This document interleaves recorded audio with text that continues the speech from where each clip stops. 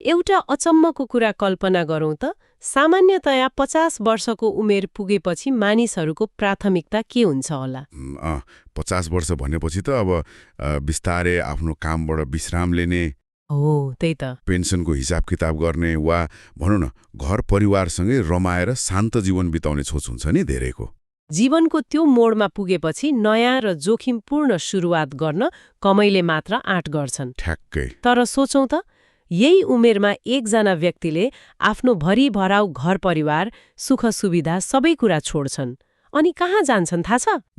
कतै टाढा? एउटा सिरेटो चल्ने पुरै उजाड र सुनसान डाँडामा। अनि हेर्नुस् है, उनी संसारबाट दिक्क भएर वा विरक्तिएर भागेका पक्कै थिएनन्। भनेपछि कुनै ठूलै योजना थियो। एकदम। उनी त एउटा यस्तो विशाल सपनाको जग हाल्न जाँदै थिए जसको कल्पना त्यो बेला त्यो सुनसान डाँडामा सायदै कसैले गरेको थियो होला। रोचक कुरा। आजको हाम्रो यो विस्तृत चर्चा धादिङ र नुवाकोटको सिमानामा पर्ने करिब 2100 मिटर उचाइमा अवस्थित त्यही वाङका क्षेत्रको बारेमा हुनेछ। 2100 मिटर निकै उचाइमा रहेछ। हो नि। मैले यसको लागि केही डकुमेन्ट्री शैलीका भिडियो क्लिपहरू, स्थानीयसँगका अन्तर्वार्ताहरू र विशेष गरी पहिले र अहिलेको अवस्था छर्लङ्ग पार्ने गजबका ड्रोन शट हेरेको थिएँ। ती दृश्यहरू साँच्चै नै रोमाञ्चक छन्। मैले पनि हेरेको थिएँ। जे होस्, आजको हाम्रो मुख्य उद्देश्य भनेको एउटा व्यक्तिको परिकल्पना र सिङ्गो समुदायको पसिनाले कसरी एउटा शून्य सुक्खा डाँडालाई 20 वर्षको अन्तरालमा देशकै प्रमुख धार्मिक, पर्यटकीय र आर्थिक केन्द्रमा रूपान्तरण गर्न सक्छ भनेर खोतल्नु हो। ल, यसलाई अलिक गहिरिएर हेरौँ है त। यो विषयमा प्रवेश गर्नु अघि नै नि मलाई एउटा कुराले निकै तानेको छ। ती भिडियोहरू र अन्तर्वार्ताहरू सुन्दा यो केवल केही सिमेन्ट र इँटाका भौतिक संरचनाहरू ठडियाइएको कथा मात्र हो जस्तो लाग्दैन। होइन नि, त्योभन्दा धेरै परको कुरा हो। यहाँ सबैभन्दा चाखलाग्दो कुरा के छ भने यो त एउटा मानिसको मनोवैज्ञानिक दृढता र समाजको सामूहिक इच्छा शक्तिको एकदमै दुर्लभ नमुना हो। इँटा र सिमेन्टको कुरा गर्नुभन्दा पहिले हामीले त्यो सोचको जरासम्म पुग्न जरुरी छ जसले यति ठूलो रूपान्तरणको जग बसाल्यो। एकदम सही कुरा। त्यसका लागि हामीले मुख्य पात्रलाई अलि नजिकबाट चिन्नुपर्ने हुन्छ। उहाँ हुनुहुन्छ धनसुर वाइबा तामाङ। उहाँ अहिले जम्पल दोर्जे धुपखाङ गुम्बाका संस्थापक अध्यक्ष हुनुहुन्छ। मैले ती सामग्रीहरू अध्ययन गर्दा के पाएँ भने उहाँलाई यो मार्गमा लाग्न भिक्षु जटिल भन्ते रिन्पोछे गुरु कर्म ज्ञान सागर लामा र गुरु प्रेम दोर्जे बल लामाले गहिरो प्रेरणा दिनुभएको रहेछ। गुरुहरूको मार्गदर्शन। उहाँहरूकै मार्गदर्शन र वचनमा विश्वास राख्दै उहाँले 50 वर्षको उमेरमा समाज सेवाको लागि आफ्नो घर छोड्नुभयो। अहिले उहाँ करिब 70 वर्षको हाराहारीमा हुनुहुन्छ। ती कुराहरू सुन्दा मलाई कस्तो लाग्यो भने नि यो ठ्याक्कै शून्य पुँजीमा सुरु भएको एउटा विशाल स्टार्टअप जस्तै हो। शून्य पुँजीको स्टार्टअप हो, जहाँ लगानीको नाममा केवल एउटा बलियो आइडिया र असीमित उत्साह मात्र थियो। पैसा त छँदै थिएन नि सुरुमा। त्यो स्टार्टअपको उपमा यहाँ निकै सान्दर्भिक देखिन्छ। यसलाई अलिकति मनोवैज्ञानिक पाटोबाट विश्लेषण गर्ने हो भने यो 50 वर्षको उमेरमा भएको एउटा आध्यात्मिक जागरण थियो जसले अन्ततः यति ठूलो सामाजिक रूपान्तरणको रूप लियो। धनसुर वाइबाको सबैभन्दा सबल पक्ष भनेको उहाँको नेतृत्व शैली हो। सामान्यतया हाम्रो समाजमा के देखिन्छ भने अलिकति काम गरेपछि म नै नेता हुँ, मैले नै सबै गरेको हुँ भन्ने होडबाजी चल्छ नि। जस लिने होडबाजी त जताततै छ। तर उहाँले आफूलाई कहिले पनि त्यसरी प्रस्तुत गर्नुभएको देखिँदैन। हो नि, अन्तर्वार्ताहरूमा उहाँले असाध्यै शालीन भएर कुरा गर्नुभएको छ। उहाँले त आफूलाई केवल एउटा दृष्टिकोण दिने अर्थात् भिजनरी व्यक्तिको रूपमा मात्र चिनाउनु भएको छ। छ्याक्कै। असली काम त स्थानीय युवा, बुद्धिजीवी र श्रमिकहरूले गरेका हुन् भनेर उहाँले जसरी श्रेय बाँड्नु भएको छ नि, त्यसले एउटा सच्चा र निष्काम नेतृत्वको झल्को दिन्छ। नेता हुनु र दृष्टिकोण दिनुमा धेरै फरक छ। कसरी फरक छ भन्नुभयो? दृष्टिकोण दिने मान्छेले समाजलाई एउटा बाटो देखाउँछ र समाज आफै त्यो बाटोमा हिँड्न थाल्छ। उहाँले त्यही गर्नुभयो। अनि त्यो बाटोमा हिँड्न सुरु गरेको समय रेखाको कुरा गर्दा यो सबै विक्रम सम्वत 2065 सालबाट सुरु भएको देखिन्छ। मैले त्यहाँका पहिले र अहिले लेखिएका तस्विरहरू हेर्दै गर्दा मलाई त आँगै सिरिङ्ग भयो। पहिलेको अवस्था कस्तो थियो ठ्याक्कै? त्यो पहिलेको तस्विर हेर्दा कस्तो उजाड छ, जताततै सुक्खा माटो, केही जङ्गली झाडीहरू र एउटा सानो गोरेटो बाटो मात्र। सुन्दै एकदम उराट लाग्दो। तर अहिलेको तस्विरमा त डाँडैभरि रङ्गीचङ्गी लुङदरहरू अर्थात् ती बौद्ध प्रार्थना झण्डाहरू हावामा फहराइरहेका छन्। मानिसहरूको ठूलो भिड छ र भव्य संरचनाहरू ठडिएका छन्। यो रातारात भएको चमत्कार त पक्कै होइन। पक्कै पनि होइन। 20 वर्षको निरन्तर र अथक प्रयासको परिणाम हो यो। जब एउटा खाली क्यानभासमा 20 वर्षसम्म लगातार रङ्ग भरिन्छ, तब मात्र यस्तो सुन्दर चित्र तयार हुन्छ। र त्यो रङ्ग भनेको अरू केही नभएर त्यहाँका स्थानीय बासिन्दाहरूको पसिना हो। हो, पसिना नै हो। ती संरचनाहरूको भव्यताको कुरा गर्दा अहिले त्यहाँ अष्टमहाचैत्यहरू लहरै बनेका छन्। ड्रोनबाट खिचिएका ती शटहरू साँच्चीकै नै आँखालाई शीतल बनाउने खालका छन्। मैले पनि देखेको थिएँ त्यो ड्रोन शट, एकदमै मनमोहक। हरियो डाँडाको टुप्पोमा सेता र सुनौला गजुर भएका ती 8वटा स्तूपहरू कति गजब देखिन्छन्। त्यसैगरी गुरु रिम्पोशे अर्थात् पद्मसम्भवको भव्य मूर्ति त्यहाँको मुख्य आकर्षण बनेको छ। अनि त्यहाँसम्म पुग्ने बाटो नि श्रद्धालुहरूलाई परिक्रमा गर्न सजिलो होस् भनेर ढुङ्गा बिछ्याइएको बाटो र रेलिङ सहितका सिँढीहरू बनाइएका छन्। साथै गुम्बा परिसरमा विशाल भान्साघर, सामान राख्ने स्टोर र गुरुहरू बस्ने साना कुटीहरू पनि निर्माण भइसकेका छन्। यी संरचना आफैमा भव्य त छन् नै, तर ती भिडियोहरू हेर्दा त्यहाँनिर एउटा निकै महत्त्वपूर्ण र सायद अलि चुनौतीपूर्ण कुरा लुकेको देखिन्छ। 2100 मिटरको उचाइमा निर्माण सामग्री पुर्याउनु भनेको चान्चुने कुरा होइन। हो, सुन्दा जति सजिलो लाग्छ, व्यवहारमा त्यो कति कठिन थियो होला भन्ने कुरा ती दृश्यहरूले प्रष्ट पार्छन्। त्यहाँ एउटा अचम्मको तथ्य के छ भने गुरु रिम्पोछेको त्यो मूल मूर्ति बनाउँदा सुरुमा सरकारको कुनै पनि लगानी परेको थिएन। शून्य बजेट, पुरै शून्य। त्यो विशाल मूर्ति पूर्ण रूपमा स्थानीयको श्रमदान र पसिनाबाट मात्र बनेको हो। भिडियो क्लिपहरूमा स्थानीय मानिसहरू भिरमा कसरी ज्यानको बाजी लगाएर काम गरिरहेका छन् भने प्रष्ट देखिन्छ।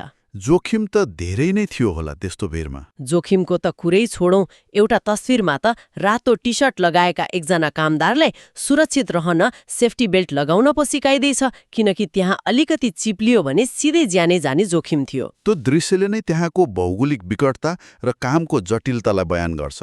अलि व्यावहारिक रूपमा सोच्ने हो भने 20 वर्षसम्म बिना तलब केवल श्रमदानको भरमा मानिसहरूलाई कसरी टिकाइराख्न सम्भव भयो होला? आजकल त आफ्नै घरको काम गर्न पनि मान्छेलाई फुर्सद हुँदैन। यो एकदमै जायज र गहिरो प्रश्न हो। यसको उत्तर ती स्थानीयहरूको अनुहारको भावमै लुकेको छ। कस्तो भाव? मानिसहरूले त्यहाँ केवल ज्यामीको रूपमा काम गरिरहेका थिएनन्, उनीहरूले एउटा आस्थाको केन्द्र निर्माण गरिरहेका थिए। जब कुनै अभियानलाई मानिसको धर्म, संस्कृति र आफ्नोपनसँग जोडिन्छ, तब त्यो श्रम केवल काम रहँदैन, त्यो सेवा बन्न पुग्छ। यसलाई अलि बृहत रूपमा हेर्ने हो भने यो हाम्रो समाजको एउटा आम प्रवृत्तिमाथिको गतिलो झापड पनि हो। झापड कसरी? अक्सर हामी कहाँ गाउँमा एउटा सानो बाटो खन्नु पर्यो, खानेपानीको पाइप जोड्नु पर्यो वा मन्दिरकै पर्खाल लगाउनु पर्यो भने पनि सरकारको मुख ताक्ने, बजेट कुरेर बस्ने चलन छ नि। महिनौसम्म काम रोकिन्छ। त्यो त हो। हामी बजेट नआएसम्म सिङ्को पनि भाँच्दैनौँ। तर वाका क्षेत्रले के प्रमाणित गरिदियो भने जब समुदाय आफै तात्छ र आफ्नो पसिना बगाउन तयार हुन्छ, तब कुनै पनि काम असम्भव हुँदैन। पहिला आफूले सुरु गर्नुपर्छ, आफ्नै खुट्टामा उभिनुपर्छ, अनि मात्र बाहिरी सहयोग आउँछ भन्ने कुराको यो ज्वलन्त उदाहरण हो। त्यो कुरा तथ्यले पनि पुष्टि गर्छ। जब उहाँहरूले आफ्नो रगत र पसिना बगाएर एउटा आकार तयार गर्नुभयो, त्यसपछि मात्र सरकारी र व्यक्तिगत सहयोगहरू जोडिन थालेको रिपोर्टहरूमा उल्लेख छ। पछि बजेट आएको थियो? हामीले पाएको तथ्याङ्क हेर्दा पछि गएर तथ्याङ्क पर्यटन मन्त्री प्रेम बहादुर आले मार्फत प्रवेशद्वार अर्थात् गेट र रेलिङ निर्माणका लागि 15 लाख रुपैयाँ बजेट प्राप्त भएको थियो। त्यसैगरी सहयोगी दाता कमला धमलाबाट 40 लाख रुपैयाँ आर्थिक सहयोग प्राप्त भएको देखिन्छ। अनि भूकम्पको बेला पनि केही सहयोग भयो कि? भयो नि। 2072 सालको विनाशकारी भूकम्पले गुम्बामा क्षति पुर्याएपछि त्यसको पुनर्निर्माण गर्नका लागि प्रदेश सरकारबाट 25 लाख रुपैयाँ सहयोग मिलेको थियो। यहाँनिर कसले कति दियो भन्दा पनि त्यो प्राप्त बजेटको सदुपयोग एकदमै पारदर्शी रूपमा भौतिक पूर्वाधारमै भएको कुरा महत्त्वपूर्ण छ। हो, जब समुदायले आफ्नो ठाउँको स्वामित्व आफै लिन्छ, तब प्राप्त भएको एक एक पैसा र एक एक थोपा पसिनाको सही सदुपयोग हुन्छ। त्यहाँ भ्रष्टाचार वा ढिलासुस्ती हुने सम्भावना एकदमै कम हुन्छ। अब यो भौतिक निर्माण सँगसँगै त्यहाँ केही ऐतिहासिक खोजहरू पनि भएका छन्, जसले यो ठाउँलाई झलै रहस्यमय र महत्त्वपूर्ण बनाएको छ। ओहो, त्यो बाटो खन्दाको प्रसम्ब एउटा यस्तो पुरानो ठाउँ फेला पर्यो जुन जम्पल दोर्जे रिन्पोछेले धेरै पहिले पूजा गर्ने र ध्यान गर्ने तान्त्रिक स्थल रहेछ। त्यो त एकदमै ठूलो खोज हो नि। हो त नि। त्यहाँ पुराना अवशेषहरू र ध्यान गरेका डोबहरू भेटिए। यसको अर्थ के हो भने यो केवल एउटा नयाँ मन्दिर बनाइएको खाली ठाउँ मात्र रहेनछ, यो त सयौं वर्ष अघिदेखि नै ऐतिहासिक र तान्त्रिक महत्त्व बोकेको तपोभूमि रहेछ। यस्ता खोजहरूले कुनै पनि स्थानको ऊर्जालाई अझ शक्तिशाली बनाउँछन्। स्थानीय मानिसहरूका लागि यो एउटा भावनात्मक जोडको विषय बन्न पुग्छ। यसले त्यहाँ पुग्ने जो कोहीलाई एउटा गहिरो ऐतिहासिक र आध्यात्मिक जरासँग जोड्ने काम गर्छ। र मलाई लाग्छ यही पुरानो ऊर्जा र नयाँ उत्साहको सङ्गमले नै उहाँहरूलाई भविष्यका अझ विशाल र महत्त्वाकांक्षी योजनाहरूतर्फ धकेलिरहेको छ। भविष्यका योजनाहरूको कुरा गर्दा त त्यहाँ झन अचम्मका 2वटा विशाल मूर्तिको योजना रहेको देखिन्छ। यी 2 परियोजनाहरू फरक फरक प्रकृति र आर्थिक स्रोतका आधारमा बनिरहेका छन्, जसलाई बुझ्न जरुरी छ। पहिलो योजना के छ? अहिले योजना हो सिङ्ला डाँडामा 21 फिट अग्लो बुद्धको मूर्ति बनाउने। यो योजना चाहिँ नेत्रवती डब्जोङ गाउँपालिकाको सहकार्य र सहयोगमा अघि बढ्दैछ। गाउँपालिकाका अध्यक्ष मेघनाथ रिजालको पालामा यसको लागि रकम विनियोजन गर्ने तयारी रहेको जानकारी त्यहाँ दिइएको छ। यो अझै बन्ने क्रममै छ र यसमा सरकारी संयन्त्रको बजेट जोडिएको छ। यसमा चाहिँ स्थानीय सरकारको प्रत्यक्ष सहभागिता रहेछ। अनि अर्को परियोजना नि? अर्को परियोजना त झन् सबैको ध्यान खिच्ने खालको छ। त्यो हो 42 फिट लामो सुतेको बुद्ध, जसलाई रिक्लाइनिङ बुद्ध पनि भनिन्छ। हालै मात्र अर्थात् 2082 साल माघ 13 गते मंगलबारबाट यो नयाँ र महत्त्वाकांक्षी परियोजनाको विधिवत सुरुवात भएको हो। यो किन त्यति धेरै विशेष छ नि? यो किन विशेष छ भने वखेर खेल मैदानको ठिक माथि एउटा विशाल प्राकृतिक पहारा छ। त्यो पहाराको आकार टाढाबाट हेर्दा आफैमा सुतेको बुद्ध जस्तै देखिन्छ। अहिले त्यही प्राकृतिक पहारालाई दक्ष कालीगरहरूले मूर्तिमा कुद्न थालेका छन्। प्राकृतिक पहाडीमै मूर्ति कुद्ने, यो त निकै गाह्रो काम हो। एकदमै गाह्रो काम। अनि सबैभन्दा महत्त्वपूर्ण कुरा त के भने यसमा कुनै पनि सरकारी बजेट प्रयोग भएको छैन। यो पूर्ण रूपमा मानिसहरूको स्वैच्छिक दान र जनसहभागिताबाट मात्र अघि बढिरहेको छ। यसले एउटा महत्त्वपूर्ण प्रश्न खडा गर्छ। विकास र प्रकृतिको सन्तुलन कसरी मिलाउने? अहिले हामी जताततै डोजर लगाएर डाँडा भत्काउने, रुख काट्ने र सिमेन्टका ठूला ठूला कङ्क्रिटहरू मात्र ठड्याउने चलन देखिरहेका छौँ, जसले गर्दा पहिरो जाने र प्राकृतिक सौन्दर्य मासिने समस्या छ। तर 42 फिटको यो सुतेको बुद्धको निर्माण शैलीले एउटा छुट्टै र उत्कृष्ट सन्देश दिइरहेको छ। प्रकृतिलाई नभत्काउने सन्देश हो, प्रकृतिलाई नष्ट नगरी प्रकृतिकै स्वरूपलाई अर्थात् त्यो ढुङ्गे पहारालाई नै कलामा ढाल्ने यो शैलीले हामीलाई हाम्रो प्राचीन वास्तुकलाको झल्को दिन्छ। जस्तै भारतको अजन्ता वा एलोराका गुफाहरूमा जसरी सिङ्गो पहाड कुँधेर मन्दिर र मूर्तिहरू बनाइन्थ्यो, वाका क्षेत्रको यो प्रयास त्यस्तै दिगो विकासको एउटा उत्कृष्ट र मौलिक नमुना हो। यसले 100औं वर्षसम्म त्यहाँको पहिचान बोक्नेछ। अनि त्यो दिगोपनको सोच मूर्ति र मन्दिरमा मात्र सीमित छैन नि। मैले ती योजनाहरूका बारेमा पढ्दा त म झनै छक्क परे। उहाँहरूको लक्ष्य त एउटा आत्मनिर्भर समाजको खाका नै कोर्ने पो रहेछ। मन्दिर बाहेक अरू पनि योजना छन्? छ नि। त्यहाँ टुहुरा र बेसहारा बालबालिकाको लागि स्कुल सहितको होस्टल बनाउने अनि वृद्धहरूको लागि सुरक्षित आश्रम निर्माण गर्ने योजनाहरू अघि सारिएका छन्। सामाजिक सुरक्षाको पाटोलाई पनि सँगै लगिएको रहेछ। त्यति मात्र कहाँ हो र? त्यहाँका स्थानीय जङ्गलहरूमा बहुमूल्य जडीबुटीहरू पाइन्छन्। ती जडीबुटीहरू सङ्कलन गरेर प्राथमिक उपचार केन्द्र सञ्चालन गर्ने र त्यसबाट स्थानीयलाई रोजगारी दिने योजना पनि छ। रोजगारीको पनि सृजना हुने भयो। अनि पहाडको टुप्पोमा सधैँ पानीको हाहाकार हुन्छ नि। त्यसैले खानेपानीको समस्या दीर्घकालीन रूपमा समाधान गर्न पहाडको टुप्पोमै ठूलो पानीको ट्याङ्की निर्माण गर्ने काम पनि भइरहेको छ। यो सबै सुन्दा यस्तो लाग्छ उहाँहरू एउटा गुम्बा मात्र होइन, एउटा सिङ्गो गाउँको पुनरुत्थान गरिरहनु भएको छ। हो, यहाँनिर कुरा धर्मभन्दा धेरै फराकिलो भन्छ। मन्दिर वा गुम्बा भनेको केवल पूजा गर्ने, धूप बाल्ने र फर्किने ठाउँ मात्र नभएर समाजको दुःख सुख बिसाउने चौताली बन्नुपर्छ भन्ने यो एउटा निकै प्रगतिशील सोच हो। त्यो साँचो अर्थमा समुदायको केन्द्र बन्ने भयो। बालबालिकाको शिक्षादेखि वृद्ध-वृद्धाको हेरचाहसम्म र स्थानीय जडीबुटीको प्रयोगदेखि पानीको व्यवस्थापनसम्म यी सबै कुराले एउटा आत्मनिर्भर इकोसिस्टम निर्माण गर्दैछन्। यो भनेको त कुनै पनि स्थानीय सरकारको लागि समेत एउटा गतिलो पाठ हो। र यी सबै संरचनाहरू तयार भइसकेपछि यसको पर्यटकीय सम्भावना त झन् कति हो कति। 2100 मिटरको उचाइमा रहेको यो ठाउँबाट देखिने दृश्यको वर्णन मात्र सुन्दा पनि मन शान्त हुन्छ। हिमालहरू राम्रो देखिन्छ होला नि त्यहाँबाट? एकदमै राम्रो। त्यहाँबाट एकातिर गणेश हिमाल, गौरीशङ्कर र अर्कोतिर लिलिगिरी, धौलागिरी र माछापुच्छ्रे जस्ता हिमश्रृङ्खलाहरूको अत्यन्तै मनमोहक प्यानोरामिक दृश्य देखिन्छ। तल सहरमा धुलो र तुवालोले ढपक्क ढाकेको बेला त्यहाँ माथि चाहिँ पारिलो घाम लागिरहेको हुन्छ भनेर भिडियोहरूमा देखाइएको छ।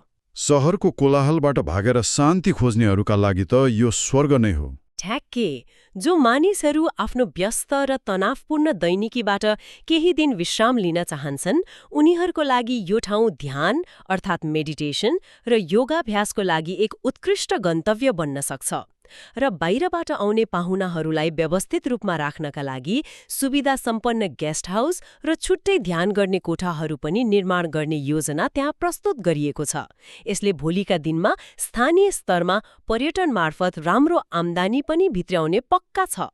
यहाँनिर पर्यटन र अर्थतन्त्रको कुरा गर्दा गर्दै सांस्कृतिक जगेर्नाको पाटोलाई पनि बिर्सन मिल्दैन। धनसुर वाइबाको सम्पूर्ण अभियानको मुख्य सन्देशको सार निकाल्ने हो भने उहाँले विकासलाई केवल भौतिक संरचनाको रूपमा मात्र हेर्नुभएको छैन। उहाँको सोच अलि फरक छ। उहाँका अनुसार साँचो विकास भनेको आफ्नो तामाङ लिपि, संस्कार, संस्कृति र प्रकृतिको संरक्षण गर्नु पनि हो। त्यसो भए यी सबैको अर्थ के हो त? किन हामीले यो विषयमा यति लामो चर्चा गरिरहेका छौं? किनकि यसले दिने सन्देश निकै शक्तिशाली छ नि। किनकि यो कुनै एउटा कुनाको गाउँको कथा मात्र होइन, यो त सिङ्गो देशकै लागि एउटा रोल मोडेल हो। आफ्नो क्षेत्र आफै बनाउनु पर्छ, बाहिरबाट कोही आएर जादुको छडी घुमाइदिँदैन भन्ने कुराको यो जिउँदो र जाग्दो प्रमाण हो। आजको युवा पुस्ता जो छिटो परिणाम खोज्छ र निराश भइहाल्छ, उनीहरूले यो अभियानबाट धैर्यता र निरन्तरताको सबैभन्दा ठूलो पाठ सिक्न सक्छन्। यी सबै कुरालाई एकै ठाउँमा राखेर हेर्दा यो एउटा अठोट र सङ्कल्पको विजय हो। कसरी एउटा 20 वर्षे लामो धैर्यता, धर्मगुरुहरूको सही मार्गदर्शन र सबैभन्दा महत्त्वपूर्ण कुरा स्थानीय युवाहरू र बासिन्दाहरूको निस्वार्थ पसिनाले एउटा सुनसान, उजाड र सुक्खा डाँडालाई आजको वाका क्षेत्र जस्तो भव्य पर्यटकीय, धार्मिक र सामाजिक केन्द्र बनाउन सफल भयो भन्ने कुरा हामीले देख्यौं। एकदम सही। शून्य बजेटबाट सुरु भएर आज करोडौंका योजनाहरू आफ्नै बलबुतामा सम्पन्न भइरहेका छन्। एकातिर प्राकृतिक पहरा कुदेर 42 फिटको बुद्ध मुस्कुराउने तयारीमा छ भने अर्कोतिर एउटा सिङ्गो समाज आत्मनिर्भरताको बाटोमा हिँडिरहेको छ। यो साँच्चै नै हामी सबैका लागि प्रेरणादायी छ। पक्कै पनि। यी सबै तथ्य र घटनाक्रमलाई हेरिसकेपछि अन्त्यमा एउटा गहिरो प्रश्न मनमा उब्जिन्छ। यदि कुनै एक व्यक्तिको अठोट र एउटा सिङ्गो समुदायको पसिनाले 20 वर्षको निरन्तर प्रयासमा एउटा उजाड पहाडलाई यति सुन्दर, जीवन्त र आत्मनिर्भर गन्तव्य बनाउन सक्छ भने के हामीले सोच्नु पर्दैन र हाम्रो आफ्नै जीवनमा वा हाम्रो आफ्नै समाज र गाउँठाउँमा पनि यस्ता थुप्रै उजाड डाँडाहरू होलान्? पक्कै होलान्। ती डाँडाहरूले केवल कोही एकजनाले अगाडि सरेर पहिलो कदम चालिदेओस् र निर्माणको पहिलो हतौडा उठाओस् भनेर वर्षौंदेखि पर्खिरहेका पो छन् कि? के हामी त्यो पहिलो कदम चाल्ने व्यक्ति बन्न सक्छौं? यो एउटा यस्तो प्रश्न हो जसको उत्तर हामी आफैले खोज्नुपर्नेछ। इचमाड छौं। नयाँ र रोचक विषयवस्तुका साथ फेरि पनि हाम्रा संवादहरू जारी रहनेछन्। तबसम्मका लागि सिक्दै गरौँ र बुझ्दै गरौँ। बिदा हौं।